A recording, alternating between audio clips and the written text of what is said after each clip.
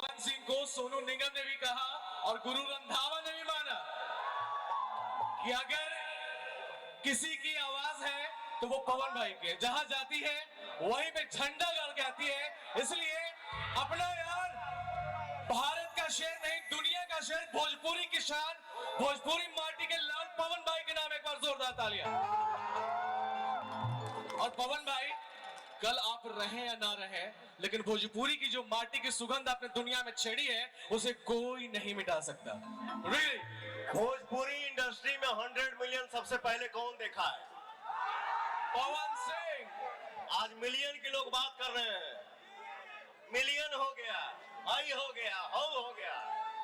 सबसे पहले भोजपुरी इंडस्ट्री में 100 मिलियन पवन सिंह देखा है। पवन सिंह ही दिखाया है। ओहो 900,000 होता तो मिलियन को देता लोग। आई हो गया, हो गया, ये हो गया।